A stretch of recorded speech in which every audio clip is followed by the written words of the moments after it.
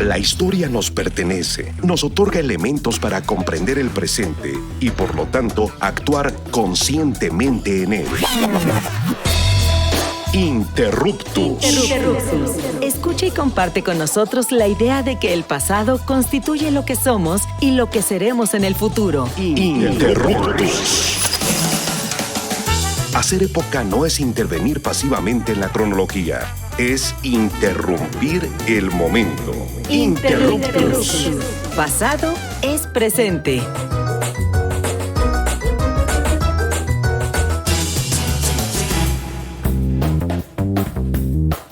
Hola, ¿cómo están? Les damos la más cordial bienvenida a Interruptus, Pasado es Presente, su programa favorito de divulgación y reflexión sobre la historia, el tiempo presente y el futuro. Yo soy Augusto Mote y hoy, como siempre, vamos a tener un programa bien interesante que nos invita a reflexionar sobre los cambios en la política y en la economía a nivel global. Principalmente, pues, como saben, ¿no? El famoso señor Naranjas, presidente de los Estados Unidos, está amenazando, ¿no? Desde que tomó la presidencia en 2025, pues de aplicar los famosos aranceles, ¿no? O impuestos fronterizos a la entrada de mercancías. Y pues consideramos, ¿no? Es un tema súper interesante para analizarlo siempre desde una perspectiva histórica y crítica. Pero antes de iniciar nuestro programa, quiero saludar a Misael Chaboya, que ya anda por acá en el estudio C del IMER. Misael, ¿cómo andamos? Así es, Augusto. Bueno, pues ya listo para un programa nuevo de lunes de Interruptus en Radio Ciudadana. Así que pues nos escuchan en este lunes a las 4 de la tarde. Estamos listos en este contexto tan complejo para el mundo, ¿no? No solo para nuestro país, pero por supuesto que vamos a estar hablando de este tema desde la perspectiva histórica y por supuesto también mexicana. Así es, Misael, o sea, es un tema bien interesante y pues digamos, ¿no? Ya para entrar en materia, ¿no? Ya para, digamos, entrar en calientito y sobre todo para proveerle, ¿no? A nuestra amable audiencia de un contexto general, ¿no? De todas estas políticas económicas, de todos estos modelos de desarrollo que se han impuesto en México y su relación con Estados Unidos. Pero pues bueno, ¿no? Sobre todo ahora que estamos en un contexto de amplia libertad económica, en teoría, y que este señor, ¿no? Como bien se los había anunciado, pues quiere, ¿no? Echar para atrás estos tratados comerciales, ¿no? Que se firmaron en México, Estados Unidos y Canadá, ¿no? En los principios de los años 90, ¿no? Lo que conocemos como el famoso TLC. Pero bueno, hablamos mucho de neoliberalismo, ¿no? En el contexto actual, ¿no? En el tiempo presente. Pero yo creo que también es importante proveer, ¿no? Una definición general, ¿no? De qué significa esta cuestión de neoliberalismo, pero no sin antes, ¿no? Primero hay que entender qué es lo que significa el liberalismo. Bueno, pues el liberalismo, amable audiencia, pues es una corriente política, económica, que surge a finales del siglo XVIII en Europa. Digamos, ¿no? Los economistas clásicos, aquí entre paréntesis, Adam Smith y otros, ¿no? Dentro de la corriente económica de la fisiocracia como Keynes, pues están, digamos, en esta época intentan establecer, ¿no? Un nuevo modelo económico, principalmente ante las medidas económicas impuestas por los estados absolutos, ¿no? Donde existe un amplio control o total control de la economía, ¿no? Entonces el liberalismo como teoría económica promueve en este caso, ¿no? Tratar de borrarlo en la medida de lo posible o la mayor parte de la injerencia del Estado en las actividades comerciales de los individuos, ¿no? O sea, esto pues viene desde el siglo XVIII y pues la práctica, ¿no? Suena muy bonito, ¿no? O sea, tener iniciativa, tener libertad de mercado, tener libertad. Ahorita que también la libertad es un concepto, pues, que está bastante en boga, ¿no? En boca de todos estos libertarios, ¿no? Que están ahí hablando de muchas cosas. Pero también hay que ver, ¿no? Cómo estos modelos económicos, estos modelos de desarrollo, pues impulsan de alguna u otra manera el sistema económico donde vivimos y también impulsan la amplia e imperante desigualdad, ¿no? En la cual nos encontramos en todo momento.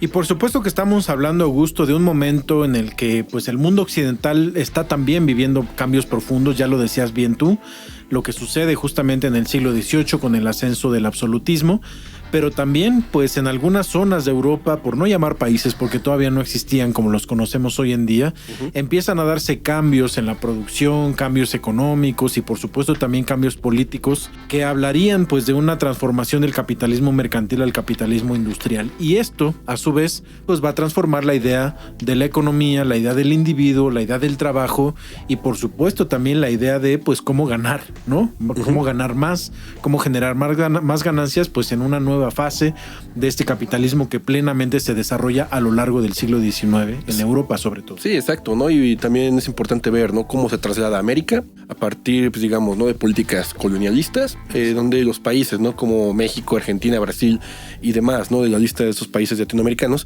pues entran en un rol, ¿no? Que quizá no sea de países productores de mercancías, sino más bien países productores de recursos naturales, ¿no?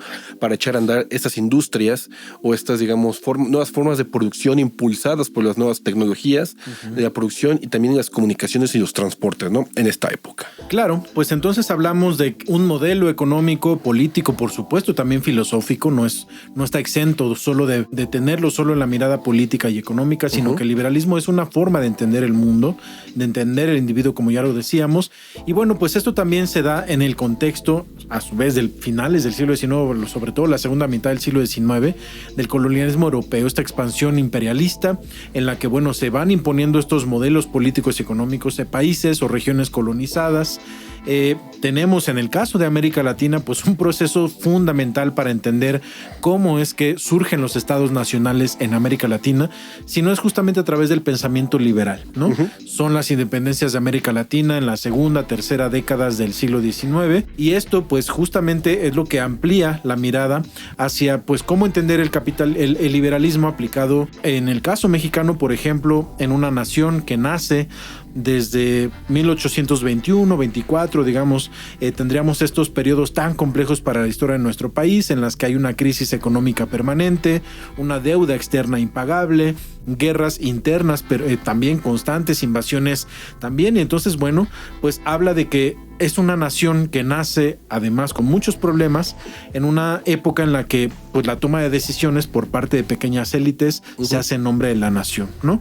Y este liberalismo justamente pues que se integra a México y que se desarrolla en el siglo XIX, pues va a tener un esplendor primero quizá yo creo a mediados del siglo XIX con esta generación de liberales radicales que son Benito Juárez, ¿no? Toda esta segunda generación de liberales, pero sobre todo en la tercera generación hacia finales del siglo XIX, pues encabezados quizá por un personaje y un periodo muy importante de la historia de nuestro país, que es el Porfiriato. En el Porfiriato es justamente cuando se impulsa este capitalismo industrial, se desarrolla justamente pues esta Pax Porfiriana, como se suele decir, de que pues hay quien dice que Porfirio Díaz, bueno, pues trajo desarrollo a México a partir justamente de estas medidas económicas y de este control político del país, pues desarrolla 20,000 kilómetros de vías férreas, viene una inversión extranjera impresionante, pero por supuesto que en un modelo capitalista, pues las ganancias se van siempre al extranjero, ¿no? Así es, Misael. O sea, muchas veces, ¿no? Solemos decir, Porfirio Díaz hizo esto, hizo aquello, ¿no? Sino también es importante analizar el contexto, ¿no? El Porfiriato a una escala global. O sea, es obviamente necesaria, ¿no? La presencia del general Díaz en este importantísimo, ¿no? Proceso de desarrollo económico, pero pues en otros lugares, ¿no? También se puede ver un importante, ¿no? Desarrollo económico. No necesariamente en este contexto, ¿no? El liberalismo económico tienen que ser las mismas élites políticas liberales las que coordinen, ¿no? Los destinos de la nación. Pienso en países como Colombia, con una pugna, ¿no? Entre grupos conservadores que también apuestan, ¿no? Por un liberalismo económico, ¿no? Aquí se aplica la famosa frase, ¿no? Liberal en lo económico, conservador en lo social, ¿no? Por supuesto. Claro, bueno, hay que proteger el privilegio de alguna manera. Y bueno, en el caso mexicano, como en muchos otros países de América Latina, pues la frase que priva y que incluso todavía está en la bandera de Brasil, por ejemplo, es orden y progreso, ¿no? Es este pensamiento justamente pues liberal que además pues se empata con este pensamiento cientificista del positivismo. Sí. Y que en el caso mexicano, bueno, pues va a tener su máxima expresión durante este periodo de 30 años, 31 años que conocemos como el Porfiriato, pero al mismo tiempo va a tener sus propias contradicciones, ¿no? Exacto. Este control político, social, esta forma en cómo la desigualdad económica va siendo cada vez más profunda, pues va evidenciando la propia crisis del modelo económico del Porfiriato, que empieza a generar movimientos campesinos, movimientos obreros en las zonas de desarrollo industrial como Veracruz, como Sonora, como la propia Ciudad de México, las famosas huelgas de Cananea y Río Blanco, previas a la Revolución Mexicana, pues estarían hablando de un modelo económico liberal, capitalista, que no está, por supuesto, teniendo a todos, sobre todo a la clase trabajadora, pues en mejores condiciones de vida, ¿no? Exacto. Y es una de las consecuencias, o de las, mejor dicho, de las condiciones que van a generar un estallido social que conocemos como Revolución Mexicana. Exacto, también es importante, ¿no? Anotarlo, de que en Europa incluso, ¿no? Ya se están viendo importantes movimientos que van en contra del liberalismo, ¿no?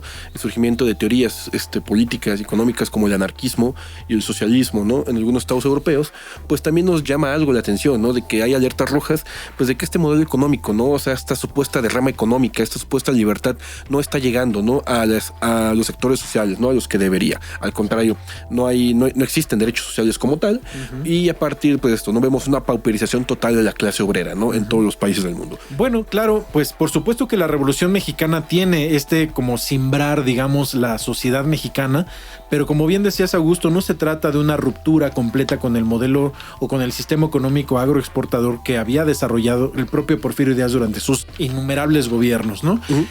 La Revolución Mexicana, si bien es una revolución, una guerra civil que tiene distintas facciones políticas, algunas muy radicales, pues evidentemente se da dentro del marco constitucional que por supuesto que tiene que ver con un pensamiento liberal, ¿no? En 1917 tenemos una nueva constitución en México que pues sí, claro, es muy innovadora en términos pues ideológicos, en términos jurídicos, al integrar lo que después se van a llamar las garantías y los derechos sociales, garantías individuales, como el artículo 27 que habla pues de los recursos naturales y de la soberanía nacional sobre la tierra, sobre el agua, sobre los bosques, sobre todo lo que hay dentro o bajo la superficie de nuestro país, pero también el artículo 27, que es uno de los elementos centrales de cómo entender el trabajo como una forma de producción, tiene que ser regulada desde el Estado, y quizás una de las primeras formas en cómo pues se va dando un cambio constitucional, jurídico, legal y por supuesto también político hacia la búsqueda de que el desarrollo industrial en nuestro país tenga pues una participación estatal a través de pues la bella letra de la Constitución. Así es, Misael. Y digamos ya para ir cerrando, ¿no? Y entrar, digamos, así que en materia en el segundo bloque, pues la Revolución Mexicana será importantísima como movimiento político, social y económico que si bien no rompe este modelo económico agroexportador porfirista, pues se sientan las bases, ¿no? Para lo que va a venir mucho tiempo después, ¿no? Hasta la primera mitad del siglo XX, de la década de 1930, de lo cual les hablaremos, ¿no? En la segunda parte de nuestro programa. Exacto. Bueno, pues les invitamos a que escuchen todos nuestros programas en imer.mx/programas, por supuesto, a que escriban a las redes sociales de Radio Ciudadana, están en todas las plataformas, y a las redes sociales de Interruptus, también nos encuentran en todas las plataformas como Interruptus Radio. Síganos escuchando, estamos en este lunes de reflexión y divulgación histórica. Volvemos en unos minutos a continuar hablando sobre proteccionismo, liberalismo y capitalismo en México y en el mundo.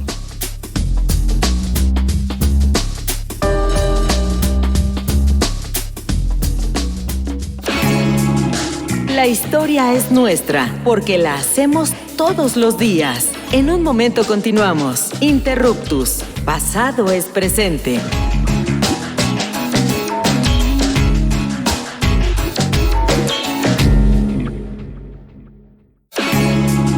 No somos los mejores del mundo, pero sí los mejores del rumbo. Continuamos en Interruptus, conocimiento histórico para que no te tuerza la policía intelectual.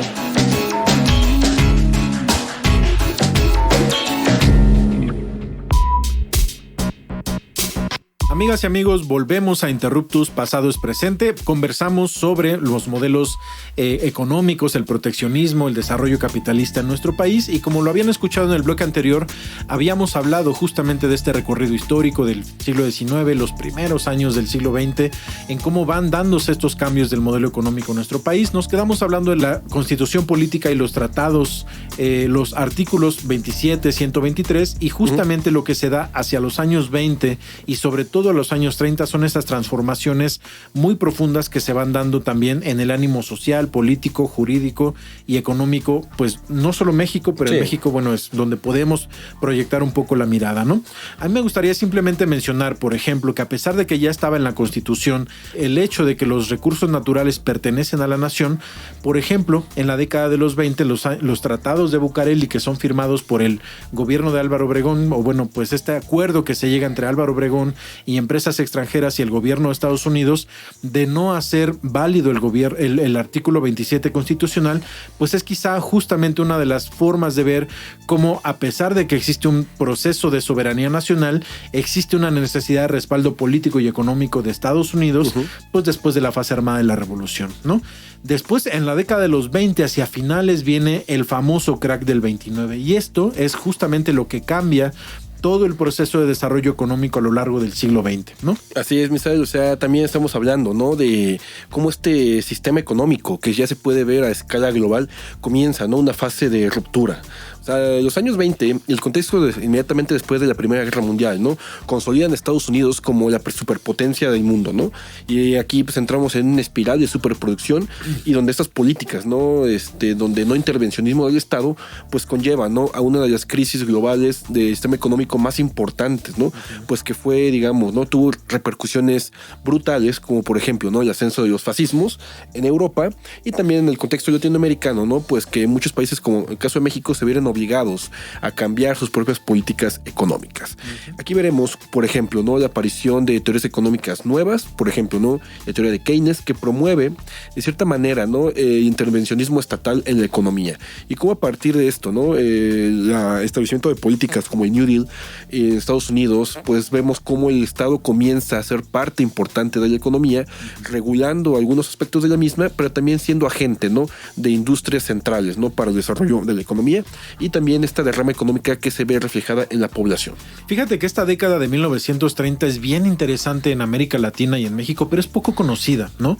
En términos económicos, en términos políticos, digamos como que se da un poco más la visión hacia qué pasa en términos como presidenciales, con el desarrollo del maximato en nuestro país y después con el cardenismo, pero tenemos justamente un proceso en el que varios países de América Latina, con este modelo keynesiano o con estas ideas justamente de que el Estado debe intervenir para regular internamente en los países la economía y ir construyendo, digamos, algunas barreras o algunas formas de proteger la economía nacional frente a, pues, el embate justamente de esta economía rapaz del capitalismo mundial. Ajá. Pues vamos a ver que justamente en la década de los 30 se empiezan a surgir, pues, por ejemplo, construcción de mucha infraestructura. Hay un amplio impulso de la inversión pública en infraestructura, carreteras, presas, la electrificación de varias zonas del país. Se empieza justamente a desarrollar una industria interna, pero al mismo tiempo surgen instituciones que buscan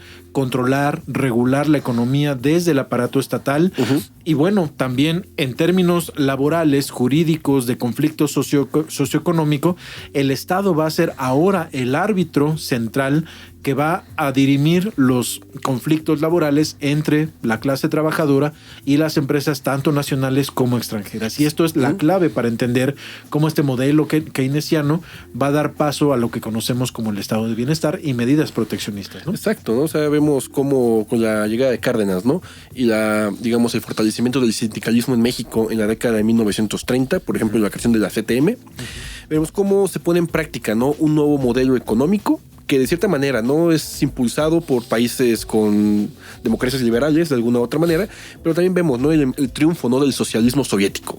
De alguna otra manera también considero que estas políticas económicas son de alguna otra manera, ¿no?, para contrarrestar, ¿no?, todo lo que está haciendo la Unión Soviética en cuanto a, digamos, ¿no?, estas gigantescas obras de infraestructura y los planes quinquenales de Stalin, ¿no? O sea, yo lo podría analizar e interpretar de este modo, ¿no? Sí, aunque son modelos desarrollistas tanto de la mirada comunista o socialista, como desde la mirada capitalista, son dos modelos que buscan tecnificar el campo, por ejemplo, ¿no?, transformar radicalmente la estructura social para convertir, en el caso de la URSS, como bien decías, o en el caso de Estados Unidos y Europa, pues convertir a estos países en potencias económicas. Y en el caso mexicano, ¿no?, pues ahora sí vemos, ¿no?, la puesta en marcha, ¿no?, de un nuevo modelo de desarrollo que dejaría atrás, ¿no?, al modelo agroexportador porfirista, que es el famoso, ¿no?, modelo de industrialización por sustitución de importaciones. ¿Y qué es esto? Bueno, pues como su nombre lo dice, es la apuesta, ¿no?, por industrializar México justamente con estos proyectos de desarrollo en donde el Estado pues se toma una parte muy importante, ¿no?, la construcción de infraestructura pública. Y por ejemplo, ¿no?, uno de los casos que quizás son los más sonados es la nacionalización del petróleo, ¿no?, como tal. De los ferrocarriles también. Sí, de obras públicas, de movilidad y de empresas centrales, ¿no?, que el gobierno pues se vuelve, digamos, accionista mayoritario. Eso no implica, ¿no?, que no haya inversión privada o capitales privados, sino más bien vemos cómo el Estado mexicano toma parte fundamental en empresas, ¿no?, que son de cierta manera estratégicas. Y a partir de esto, pues vemos, ¿no?, un periodo que inicia a partir de la década de 1930 y que durará hasta los años 70, pues en donde pues vemos, ¿no?, de cierta manera un gobierno que está, digamos, preocupado, ¿no?, por proveer salud, educación, vivienda, ¿no?, y trabajo a su población, ¿no?, lo que conocemos como el famoso estado de bienestar. Uh-huh. Fíjate que este estado de bienestar, por lo menos en el caso mexicano, tiene como dos fases, ¿no? Uh-huh. La fase de ascenso, digamos, que culmina con lo que se llama el milagro mexicano, y después viene la fase de crisis, porque bien claramente desde los modelos económicos, una de las críticas, por ejemplo, que se han hecho al modelo keynesiano, es que este modelo, si bien puede tener buenas, digamos, como consecuencias a corto, mediano plazo, a largo plazo genera crisis económica. Uh-huh. Y quizás lo que sucedió también, pues bueno, nuestro país no es que fuera un estado de bienestar prístino, puro, funcionando, digamos, perfectamente, sino que también es un estado como modelo de sociopolítico, pero al mismo tiempo los gobiernos del PRI, ¿no?, en este proceso ya de la década de los 40, 50, pues están en los años dorados. Y eso genera también mucha corrupción. Hay familias que se están enriqueciendo permanentemente de la inversión mexicana, de la inversión pública. Uh-huh. Pues se genera una nueva, digamos, como una nueva camada, una nueva clase sociopolítica, que pues es de las familias que hoy incluso todavía escuchamos algunos apellidos. Uh-huh. Y que este modelo de desarrollo de bienestar, si bien tiene cobertura en algunos espacios sociales, sobre todo en las ciudades y en las capitales de la ciudad y de los estados, del país y de los estados, pues no implica una derrama económica, digamos, como equitativa, por llamarlo de alguna manera. Eso, ¿no?, es quizá, ¿no?, el espejismo de las nuevas interpretaciones, ¿no?, han arrojado sobre este famoso estado de bienestar, que únicamente se concentra en las ciudades. Claro. El campo queda completamente marginado. Uh-huh. A pesar de que están las políticas, ¿no?, de reparto agrario, uh-huh, pues no vemos una apuesta mayor incluso por el desarrollo industrial que por el mismo desarrollo del campo, ¿no?, lo que genera migración masiva, uh-huh, un abandono gradual y otros fenómenos, ¿no?, como el ascenso de la violencia y el narcotráfico, ¿no?, en algunos lugares del país. Claro, entonces tenemos estos lados B, digamos, estos bemoles de propio desarrollo del liberalismo, de este modelo de estado de bienestar, que por supuesto que hacia la década de los 60 finales van a estar empezando a dar ya muestras de su crisis profunda, que se va a acelerar hacia la década de los 70 y que, bueno, justamente en el cierre de este programa pues hablaremos de cómo eso genera la apertura hacia el neoliberalismo, ¿no? Sí, también, o sea, ver cómo a escala planetaria, ¿no?, pues estos modelos de desarrollo comienzan a colapsar, ¿no? O sea, esta inversión pública comienza a tener digamos, a frenarse y la iniciativa privada, ¿no? Incluso propuesta por los mismos gobiernos, ¿no? Todo lo que en algún momento fue público, uh-huh, comienza a ser privatizado, ¿no? Uh-huh. Tenemos el caso de, no sé, los años 70 en Inglaterra, ¿no?, la llegada de Thatcher, después de Ronald Reagan en Estados Unidos, uh-huh, pues ya, digamos, con políticas en donde pues ya vemos, ¿no?, el inicio, la consolidación de un nuevo modelo económico, como lo será el neoliberalismo, y a partir de esto, ¿no?, la pauperización de muchos sectores sociales, principalmente la clase obrera o las famosas clases medias. Uh-huh. Fíjate que a mí me parece que estamos olvidando un actor social, político, jurídico, filosófico, etcétera, etcétera, etcétera, fundamental en todo este proceso. Sobre todo en la década de los 60, 70, en el marco de lo que se conoce como la Guerra Fría, que es Estados Unidos, y su participación o su control cada vez más amplio en América Latina, pues prácticamente desde la década de los 30, pero bueno, sobre todo después de la Segunda Guerra Mundial, ya plenamente en el desarrollo de la Guerra Fría, sí, pues en el control y en el combate al comunismo, muy entre comillas, que va a empezar justamente a buscar en todos los países de América Latina que puedan llegar a tener gobiernos populares. Se empieza, por ejemplo, el primer golpe de Estado que hay en América Latina es el golpe de Estado en Guatemala, en el 54, si mal no recuerdo, y así replicadamente se viven distintos golpes de Estado en América Latina auspiciados por Estados Unidos, que justamente lo que intentan pues es mantener un control sobre la región, y el caso particular de la llegada del neoliberalismo y su implementación como un nuevo modelo político en América Latina, que, bueno, pareciera contradictorio, pero no lo es en realidad, es en la dictadura de Augusto Pinochet en Chile en la década de los 70. Es el primer laboratorio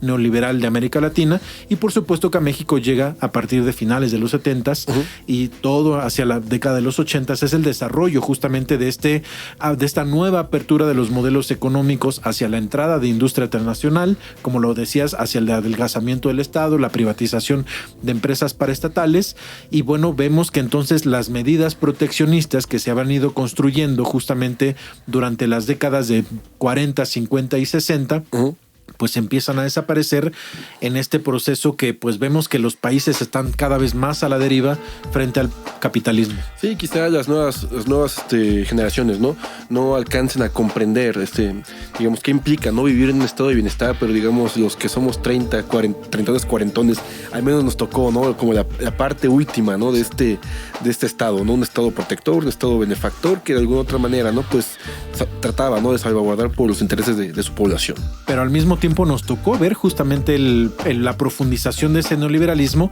desde la firma del Tratado de Libre Comercio, se entraba en vigor el 1 de enero de 1994 hasta hoy en día, ¿no? Exacto. Bueno, pues amigas y amigos, tuvimos esta explicación, quisimos darles un panorama histórico sobre pues, el proteccionismo, el desarrollo del liberalismo como modelo económico en el caso de nuestro país, tocando algunas otras regiones. Esperamos que pueda ser para ustedes de utilidad, para que puedan comprender un poco desde la mirada histórica cómo es el contexto de nuestro país. Faltaría mucho hablar de lo que ha pasado de 2018 a la actualidad, pero bueno, quizá en otro momento. Nos escuchamos la próxima semana. Que estén muy bien. Gracias, Augusto. Adiós, Misael. Hasta luego. Interruptus. Los esperamos la próxima semana para seguir indagando en la diversidad cultural y social de México desde la mirada histórica. Interruptus.